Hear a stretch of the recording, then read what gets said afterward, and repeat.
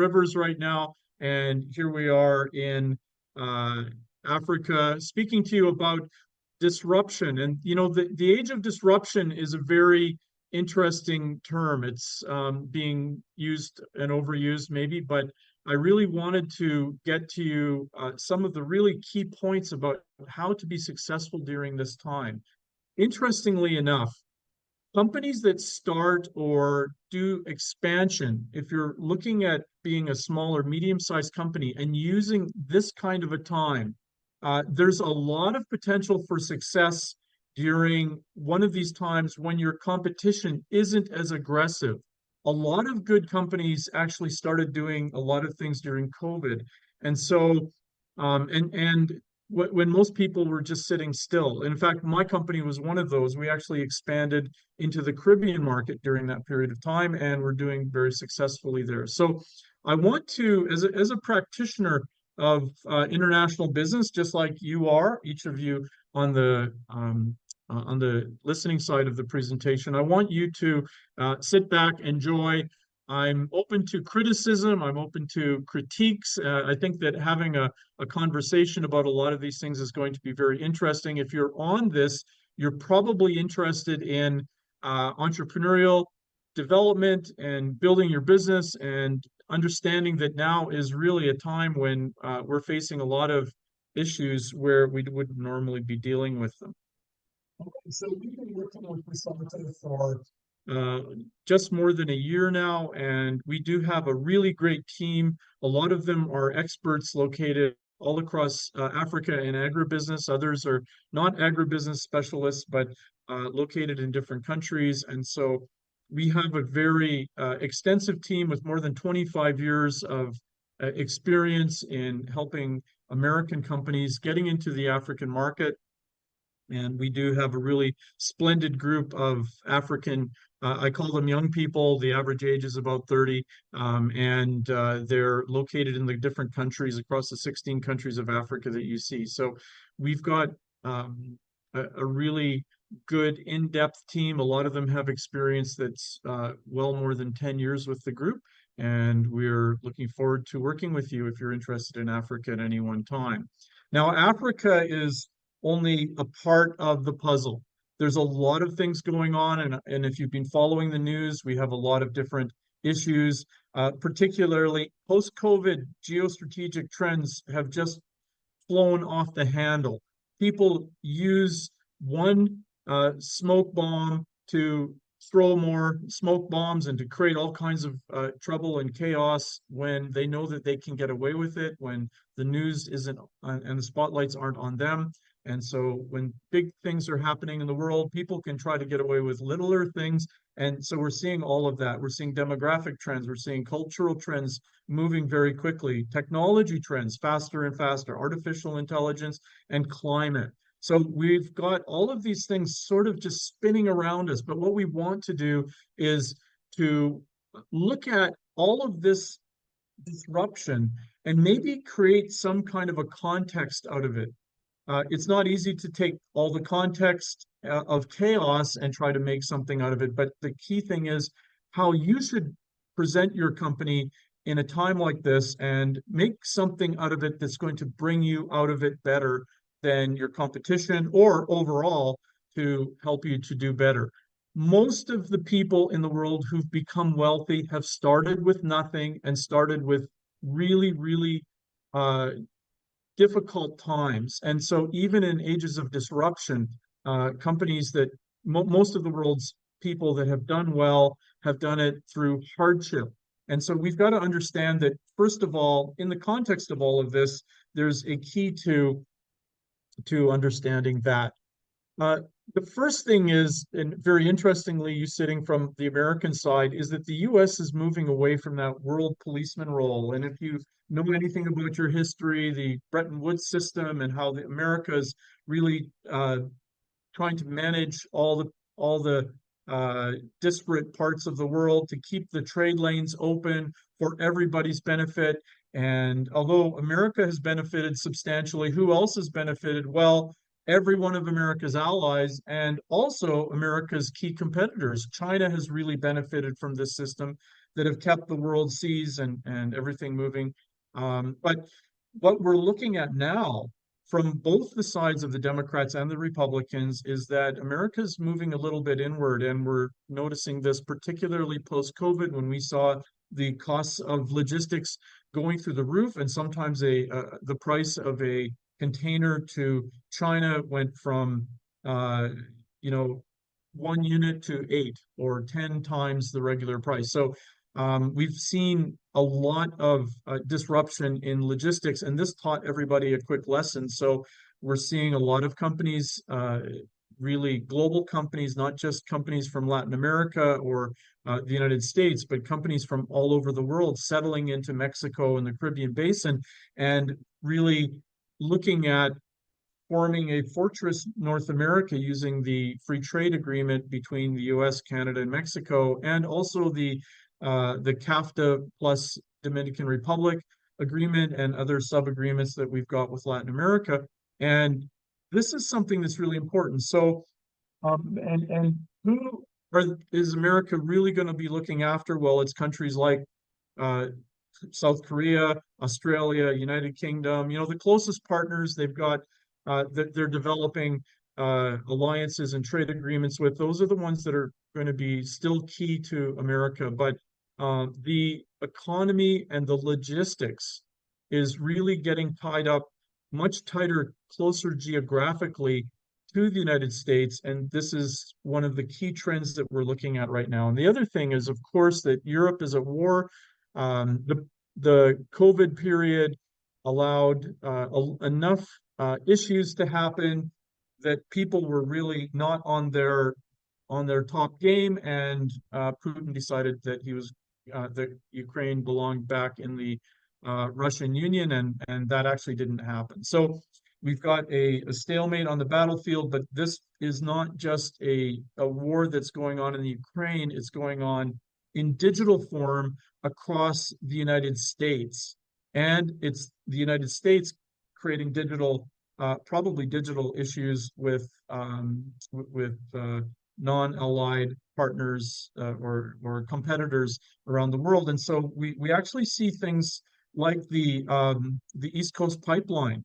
We've seen possibly some of those big food distributor fires that were created during the COVID period, the late COVID period. So we're seeing these as possible chaotic, the use of chaos in an ally to disrupt the issue of the direct kinetic war that's going on in the Ukraine. And this is affecting the United States directly. Corporate espionage is at its peak, and people are using whatever they can get from wherever they can get it. And when you are at war, you're going to use information, you're going to use everything that you can pull out. Telling the truth is really not the easiest option. So a lie is as good as the truth to anybody at war, as we all know. And so this is something that is very key to things. And then we've got the Middle East on the edge. We've just seen Iran launch 350 rockets at Israel. And it looks like it might be escalating. We're going to see what Israel has responded after they were attacked from Gaza. And sitting here in Egypt, I'm getting a lot of different opinions on the whole Gaza situation, which is very interesting. And because Egypt is directly affected, and of course it's affected everything, the tourism sector and all sorts of things. But interestingly, in Egypt, they had a currency devaluation because of everything, and Egyptian exporters all of a sudden can sell everything at half price, and their currency went to a float. And so disruption isn't bad for everybody. There are companies here in Egypt that are doing well, surprisingly, all of a sudden, and they weren't expecting it until they had a devaluation about 3 weeks ago. So but the Middle East overall is another linchpin of potential catastrophe where we could be drawn into escalation, and if that happens, we're all going to be tied up into further knots. Right now, we've got the Hutus down there. If you look at Yemen, where There's a where the Red Sea gets a little bit tighter at the very bottom of the Red Sea. You can see that's where they're taking out commercial ships. And so the traffic from the Suez has been disrupted very severely. And during ages of disruption, we see that there's issues with often issues with shipping because you can't get around things. So airspace in Europe has been hampered. If you've been following the climate issues in Panama, we've seen the rainfall in Panama has fallen, and through the drought there, they haven't had enough water to fill up the Panama Canal to bring enough shipping through. So with the Suez Canal and the Panama Canal both being concurrently tied up and not allowing enough shipping through, we've got ships spending more time and companies spending more money to get things around South Africa, to get to markets often on the East Coast in the Indian Ocean, and back and forth the other way. So there's a lot happening with that. Then we've got China, and we have China facing a demographic spiral, which is affecting them economically already. You can note that we've seen a number of real estate companies in China start to go bust, and if they hadn't been rescued by the national government, they would be in the Chinese economy as an entirety would have been taken down far worse than we saw in the prime real estate debacle in 2008, 2009. And so we've got China also on the edge, not least that they've centralized their power. Chairman Xi has taken all of the really keystone power elements in China and dragged them into his own office. And he is the key decision maker, but he's not getting a lot of information in from his subordinates because they're afraid often to report to him. So there's all kinds of things going on. And if you remember, also there's disruption going on from China to the United States. And if you've been following the news, Congress has effectively publicly declared that the fentanyl crisis, all of that fentanyl that's being made in China is being made with the blessing of the Chinese government, and they're shipping it over to the United States. And we've got 100,000 people dying of overdoses from that and other things. So we also have severe corporate hacking going on, and this is something that isn't new, but it's something that is happening. So China, yes, is a trade competitor, but they are also a competitor, and they see disruption in the United States as an element of their sub warfare to enhance their competitive position against the United States. And interestingly enough, we saw the Prime Minister of Australia a couple months ago traveled to China for a meeting. What happened on that weekend? Well, one of the biggest internet companies in Australia that handles about 50% of their internet had a hacking issue. And so it looks like the Chinese may have sent a subtle message to Australia prior to that visit, and they wanted to make sure that Australia, they know there's a strong ally with the United States, and we just want to make sure that you start figuring out who's boss in the neighborhood. So we've got China there. And then we've got the BRICS.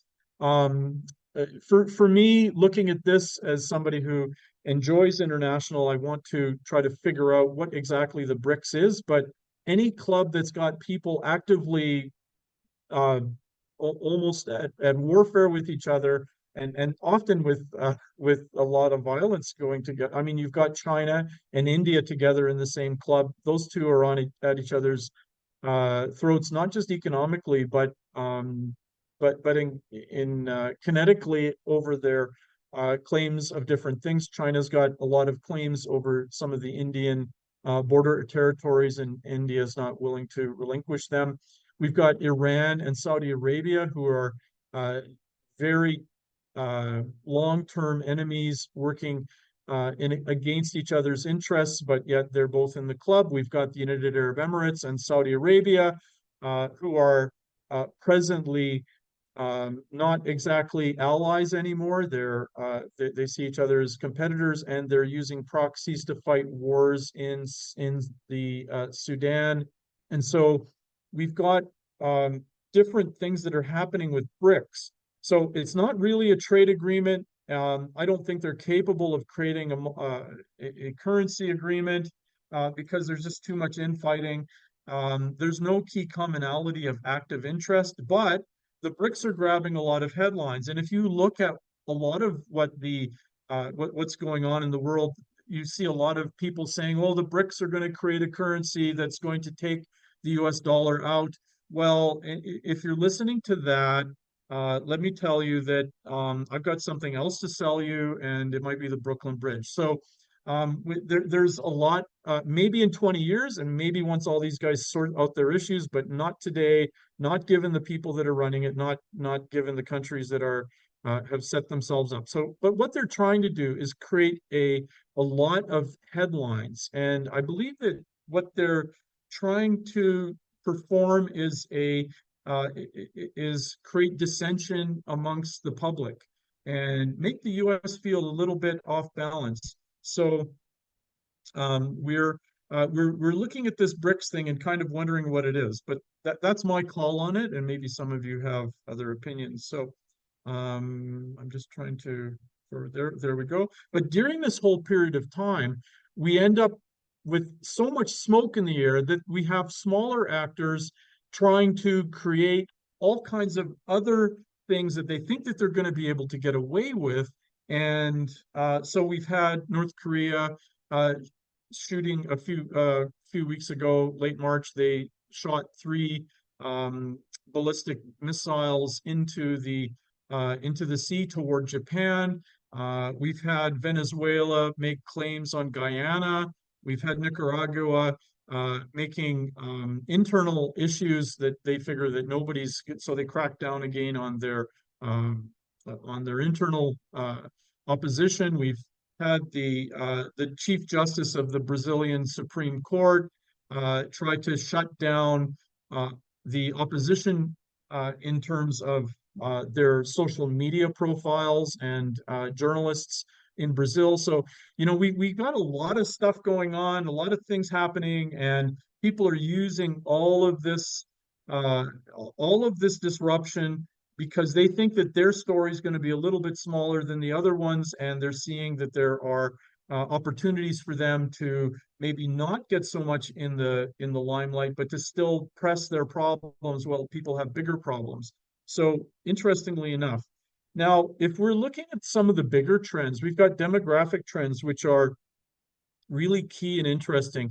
By the end of this century, right now, if we look at where we are about now, okay, but as we grow over the next coming decades, Africa is going to have about 40 or 42, 43% of the total world's population by the year 2100 or 2100. So we're looking at a big shift in demographics, and demographics is half of the story.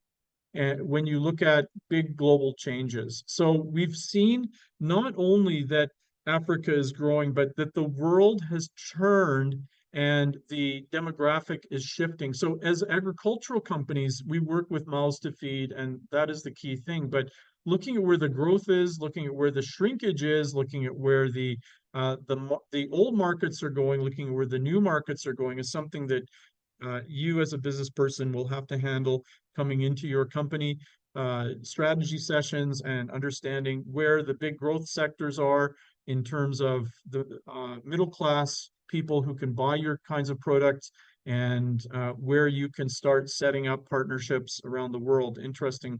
But again, here we've got another graph that shows where sub-Saharan Africa is relative to the rest of the world. We saw that the population dive really started earlier in the 60s and 70s with much of the world, and now we're in a very steep decline. Countries like Russia, Belgium, South Korea, China are all in for a big, severe drop in population over the next 2 decades. China could be shrinking to about 750,000 million people, sorry, by the time the year 2050 rolls in. Europe, likewise, made up mostly of older population countries. Italy in the lead for that. Germany with a population average age of about 46, where Africa's average population is 19, and Mexico is not quite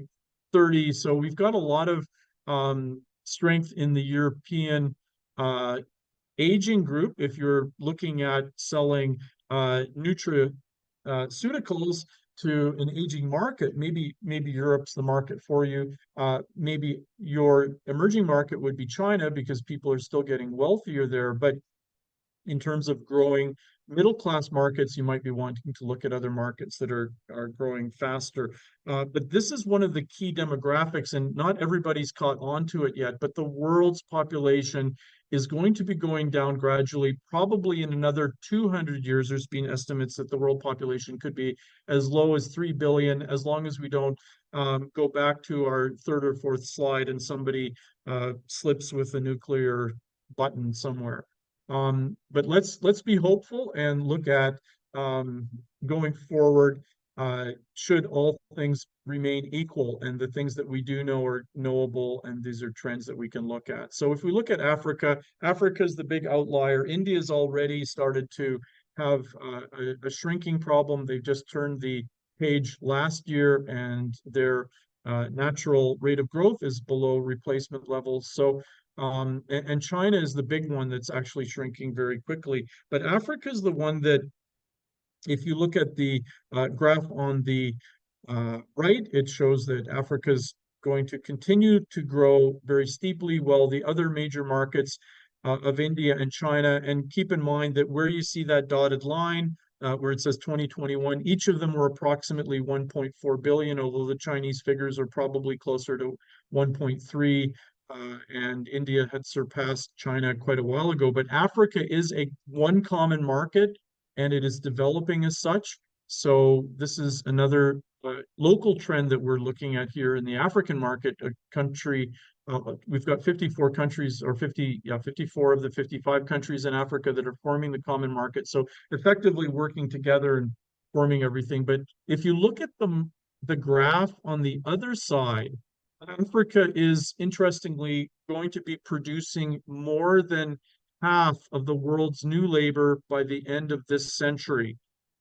So in the decades that are coming, we're going to be seeing, we're already seeing radical changes in terms of the different ways that these demographic trends are fixing themselves. It's interesting to note that I heard a statistic that for every 100 people in Korea today, within about 100 years, they're only going to have about 4 great-grandchildren because of the rate of replacement there. So South Korea could be the incredible shrinking country. We don't know, but there's a lot going on. And if we want to look at managing wealthy countries that have got to a point where they've gotten wealthy and they can start looking after their age, look to Japan, because that country has been shrinking for the last 20 or 25 years, and they've done a fair job of it. China is going to be the first major economy that is shrinking demographically without getting wealthy, and we're going to have to see how they manage that. Climate shift, we mentioned that we had the big rains in the United Arab Emirates. A bit shocking, and we'd never seen that before, but there was a reason for it that came out earlier today in the news, as I mentioned. But we are seeing relative warming in the climate. This is an interesting time to be living in. This is not the first time in the last 2,000 years. There was a period that was much warmer during the Roman Empire, 100, 200, and then we had another period of really strong warmth around the year 1000, and then at that time the Vikings were settling Greenland and had cattle ranches there, and now and then everything got cold again, and so we're moving again, but it looks like there's some man-made elements that are now attracting attention, and so we're also being aware of that. But interesting, with all of the climate change, not everything is looking bad. 6,000 years ago, when things were much warmer than they are now, Africa didn't have a Sahara Desert. They had a Sahara savanna and forests. So as things get warmer, we're actually, if you look at where the rainfall patterns are looking in Africa, we're going to be seeing opening up of arable land as things get warmer and more rainfalls in Africa, which is quite interesting. So I don't know how I got this funny thing here. Trying to close this pop-up screen. Okay, let's just shove that to the side. Okay, but you can see that Africa, with about 2/3 of the world's available arable land, and you can see the growth in the African agricultural sector, even through some of the climatic changes that we've seen recently. We've seen that ag has been growing very radically, and in terms of the growth of the sector. So interesting that we're dealing with all of this. I'm trying to move the screen here. I don't want to learn anything more from Dropbox, but it doesn't seem like it wants to move the. I'm not seeing any pop up on our end. I Yeah, just see your yeah, but I can't move my arrows now. okay. So let me just. Okay, I'll There we use go. my mouse. All right. Now, then we're looking at culture shifts, and obviously, if you're living in the United States, you're probably very aware of this. But back in 1994, and I have to admit that this was well more than 10 years after I graduated high school, we Democrats and Republicans actually shared pretty much the same values. They just had two different parties to express that. But as we've gone through a lot of the shift, we're seeing that there's been a real polemic change, and this isn't just the United States, it's Canada, it's Brazil, it's the United Kingdom, it's Sweden, it's everybody who's kind of got really developed economy. We're seeing this more and more. And one thing that's really interesting is that we really saw this start to accelerate after the growth of the internet, after the growth of smartphones. And there are some good books that are out there that discuss how the internet has exacerbated our divisions, and people tend to be herding together into people who are much more like-minded rather than hanging out with people who are a little bit more different than they are. And this is something that is not just in the United States, it's happening globally, which is really an interesting phenomenon, but it's something we've got to get a hold on. Otherwise, we hear people talking about, well, we can't deal with, we're living with these people anymore. And, we used to be relatively more tolerant of each other. And in fact, even today, most of the things that we want to work through, we agree with. And so, interesting days that we've got in terms of the disparity of political opinion. But here's another thing that's going on is that surprisingly, the United States is becoming more secular, with more people not adhering to religion, but generally the trend in the world is to become more religious. That's another interesting trend that we're seeing around the world, and it's because with Russia going through post-communism, with China freeing up a bit, they're tightening down a little bit now, but we saw the radical rise of religious belief in those two major communist countries. We're seeing the very fast population growth in Africa and the Middle East, which has altered the statistics. So we're actually looking at the world becoming more religious. And then we're also looking at the world becoming more relational. So Americans are a very transactional type of culture. We like to get things done very quickly. We don't want to waste people's time. But people in most of the rest of the world look at building business relationships as a form of friendship or acquaintance, or come and meet with me and let's chat over a cup of coffee before we actually get down to business. And this is actually how they do it in Egypt, and they've got this really, really thick coffee. People get coffee served in these little cups, and it's like you can stand the spoon up in the coffee. It's so strong. So, but the world is moving more toward this now. If we're moving toward faster digitalization and more digital things happening, and we're trying to manage our relationships more with digital things than in person.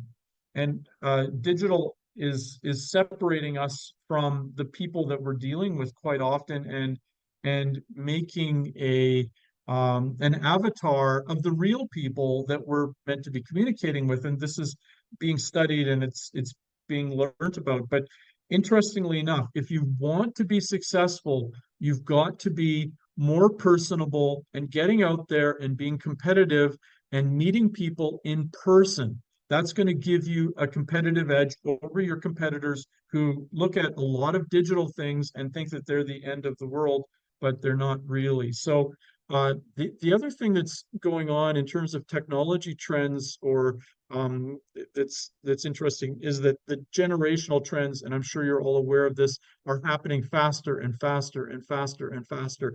People are things are moving so fast that we can't actually grasp a system to run one phone or computer item or a computer program to communicate within our companies before the next one is there, and we've got to learn that one, and then the next one is there, and we've got to learn that one.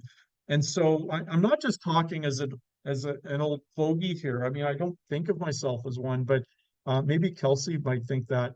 But because we're seeing things move so quickly, and it is happening like a rash on our brains, and we've got to get a hold of this somehow and be able to manage it uh, through our company requirements, and be able to amplify our sales even during this period when things are changing very radically, technically, all at the same time in a lot of different ways. The next thing is artificial intelligence, really interesting. And there's a lot to be said here, but this is also amplifying that trend in the technology. It's also amplifying, it's going to start amplifying how we relate to other people. Start thinking about how having instantaneous translation between two people meeting cross-border is going to take out maybe translation services in another 5 years or so, interestingly enough. And in a meeting today, I actually posited that within 5 or 10 years, are people that don't speak each other's languages going to be able to get married? I mean, we're going to see all kinds of things happening. During COVID, I was laughing at one of my daughters because she ended up with a boy that she was vibing with, and he lived in Naples, Italy. He didn't speak English, and she didn't speak Italian. And that's the young people today.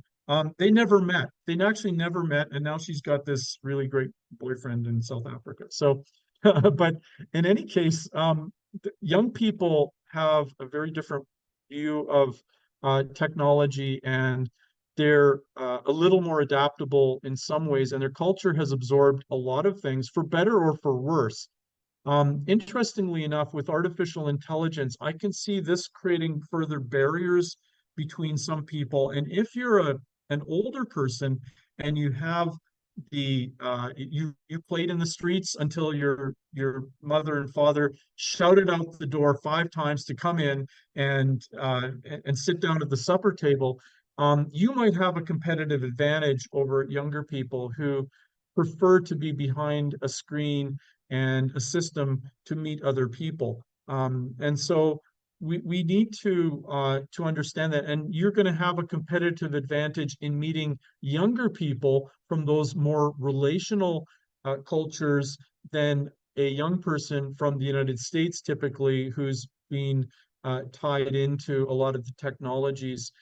So think about that. We've got in Africa big trends that have happened in the culture where young people are very, very different from their elders, from the next generation and the generation before them.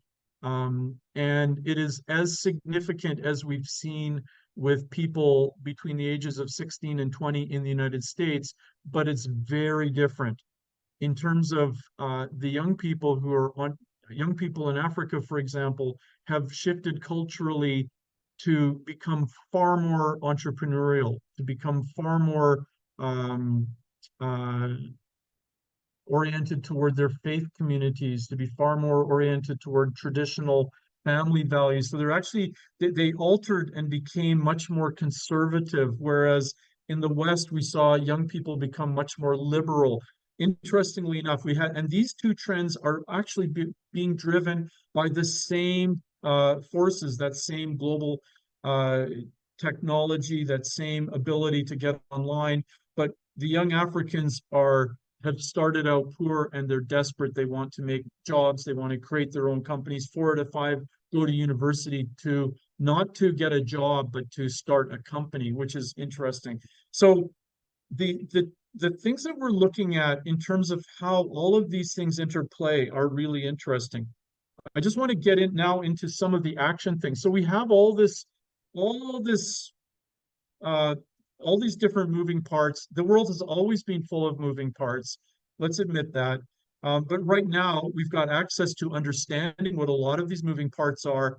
But then we've got people who are using a lot of the chaos around them to amplify their own positions and to to purposefully disrupt things. So, we've got our banking systems could be disrupted, which is very possible when large banks get hacked from a foreign source. We've got logistics systems which can be disrupted, and that's happened when ports have gone down and pipelines have gone down, not just in the United States but around the world. And so, if you haven't heard about the Black Swan book, then have a look at Mr. Taleb's book about events that happen that are very unforeseen, but where the situation has been percolating for quite a while, and a lot of events come together to create an event that is very big all of a sudden. So, interestingly enough, not every big event that looks like an accident is a black swan, as he describes it, but an interesting way to look at this. And so we've seen that in the world, we've got the world is sitting at a place where the purposeful disruption that's going on is the most that we've seen in many, many decades. We've got the demographic issues have effectively been reversed, and culture is changing, but not moving in any one particular direction that we see across the world. And we've got technology changing faster and AI amplifying that trend. So surprises should be no surprise to business. And as always, we have to understand that. If you want to look at a good, interesting book for moving ahead, I would look at understanding the book Fluke, because it really talks about you being in power of the things that you know, and you are able to manage those things. Don't look at this whole situation as being powerless. That's actually the first fatal flaw that you will have as a small company owner. Look at these things more as an opportunity, and glass half full, glass half empty. But I don't want to get into that kind of thing, but you are the one who really understands what's going on in your company. You understand what your competitive advantages are. You understand your limitations. You also understand how you can grow your company and where you can grow your company. So have a look and understand this. Your ship is not coming in. Your ship is floating out there in the ocean, and you've got to get into a rowboat, go find that ship and haul it back to your small harbor. And it's up to you to do it, and nobody else is going to do it. There's another good book that really kicks it in line, that I read. It was written by a Navy SEAL that discussed your personal responsibility and being mission critical and taking responsibility for everything that goes on, even in with all of your subordinates, and just being the one who's in control and taking responsibility, not making excuses. In a time of chaos, people look to leaders like that, and running a small company and having a small team or a group of people who can understand your thinking, and that you can draw them in and get them to work positively as a team together is really important. And I think that your understanding your own self-awareness in your agency is really important.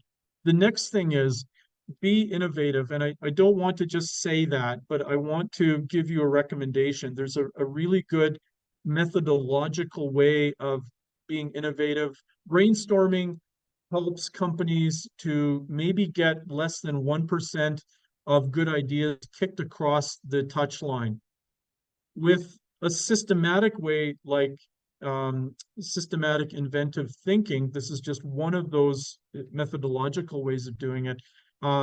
It's more like 40%, because people are able to understand, okay, we've got these thinking tools and we can break things down and pull things together and flip things over and try to make an understanding of this. And I've used this tool in my own company, and I'd highly recommend that you look at the Harvard Business Review. Although the article is 20 years old, but it hasn't changed. There's a lot of good ways of looking at innovation, and this is a good place to start. You don't have to read a lot. You don't have to have a whole library on innovation. I made the mistake. I read all the books. Don't make my mistake. I'm just telling you, go to this article and you're going to find one of the best things that you could ever have read in your business career. The next thing is learn about the world. There really are a few things to understand about the world and in general knowledge. And I'm going to tell you, everything fits together.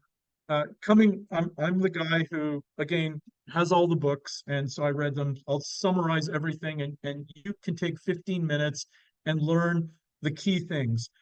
Figure out where all those empires were: the British Empire, the French Empire, the Portuguese, the Ottomans, the Chinese, the Russian Empire. And then you're going to figure out why everybody speaks the language that they do where they are. And then you're going to figure out why they have the law codes that they do in those places that they are.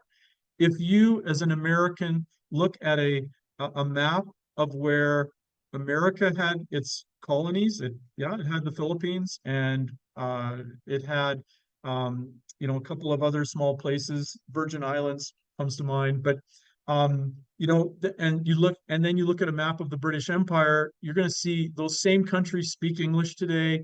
You've got a competitive advantage coming in, speaking as a native English speaker. They use common law. They negotiate the same way that you do. And that right there is 60 countries in the world that make it a lot easier for you to look at. And a lot of them are grouped into common trade areas. And so don't think that you're at a big disadvantage being an American. The fact that America was part of an empire once, and decolonization, yeah, sure, everything was not great. We understand we've come out of an age of mercantilism and we're something different now, but this describes the world very well in terms of how you as an entrepreneur can get into it. And knowing a bit about the world helps take your apprehensions away, and then you get really excited about the places that you want to go.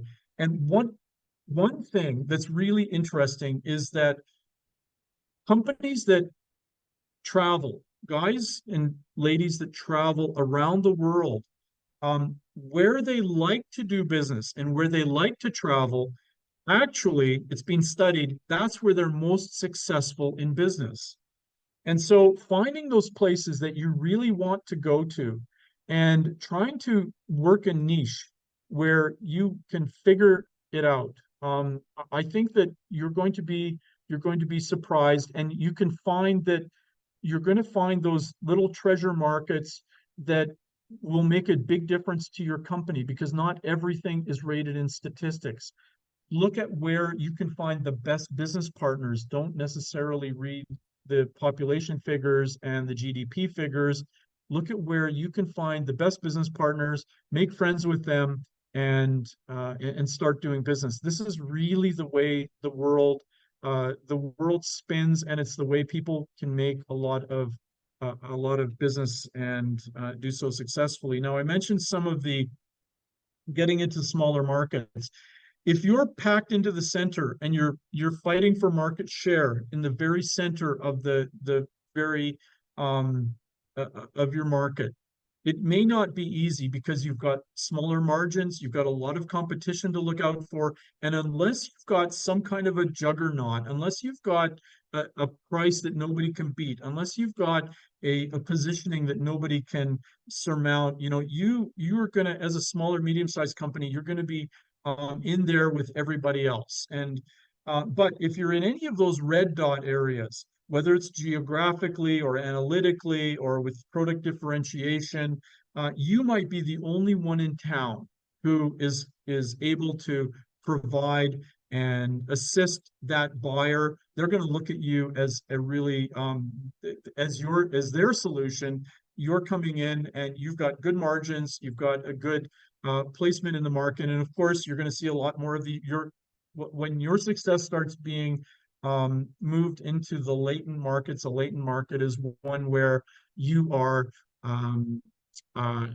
where they're not using the product quite yet, or not using it in the way that you had intended it or something, but you've recognized that they have the potential, and then you come in and then they start accepting your product quite right away. So the blueberry market, for example, in Egypt is a market where if you're looking at selling things, they've only got 6 blueberry farms in Egypt right now, or 6 blueberry growers, 6 companies that are doing it, and they've got a big demand for blueberry taste. So come to Egypt and bring your blueberries. But the Egyptians are smart, and they're starting to put more blueberries into circulation, into growth here. So your positions, when you point them out, think about where nobody is situated. Think about where you can go, and then go there. I just want to say it's kind of that simple. I did the same thing with entering the Caribbean market, realizing that there wasn't another company like mine in the Caribbean market sitting at the beginning of March 2020, when everybody else was laying down, and I was also just kind of laying on top of my bed. And then I was thinking, you know what, there's no other company like mine in the Caribbean. I'm going to go there and start something. And 4 years later, here we are, and our company represents 8 state governments for trade in the Caribbean. And so your credibility, you're not just taking your product, you're taking your credibility, you're taking yourself, you're taking how you express yourself, and going into new markets. And obviously, I'm the kid that went from Canada, as you can hear. I also lived in the States. I lived in Montana for quite a while. So, I'm the kid that went from North America to Africa. Yeah, okay. But look for those differentiators where you can be singular, and where you can come in and hit those markets nice, in a friendly way, and you can be creating a solution for people. If the Fiji Islands are going to be a good long-term play for you, they might be a small market, but transaction-wise, you might be able to look at them as a really key place. Go to the Fiji Islands. If it's somewhere where you haven't thought about. The Caribbean is actually full of opportunity. They import 90% of their food there, and they buy high-end food for a huge tourism industry. There's a lot going on in different markets that you may not have thought of, and you might be looking at these statistically and saying, maybe not so much, not interested. Countries look too small. But the thing is that those countries are often in distribution groups in common markets, where you'll find a distributor that will cover maybe 10 or 20 different markets all at the same time. Interestingly, and that's all part of it. So the other thing is, move quickly, move with, once you've made a decision, go ahead and start acting on it. Interestingly enough, I'll tell you again, don't get absorbed in a lot of self-help books. You're already the expert in your company. put your action into what you know and use discipline to develop those things. So I think that we're just about ready to open up for questions and answers, but I just want to say use your digital tools to amplify yourself, not to hide yourself, and to bring your communication closer to your customers and to those new markets that you're going to reach. There's too much digital out there that gets in the way of doing business. We've got to be careful of what is going to hinder us and what is going to help us. There's stuff out there that's going to be really excellent to use, and there's going to be stuff out there that people say this is the solution to everything, but in actuality, it's a distraction. And I will tell you, if your kids are tied into computer games, think about spending 40 hours a week on a computer game for a couple of years. You could have built an empire in that time. So let's think about that and start building things together. So maybe if we could open it up for questions, I'd like to maybe just talk about a few things if you've got any questions, and we can go through this. And let's just or any comments about the discussion.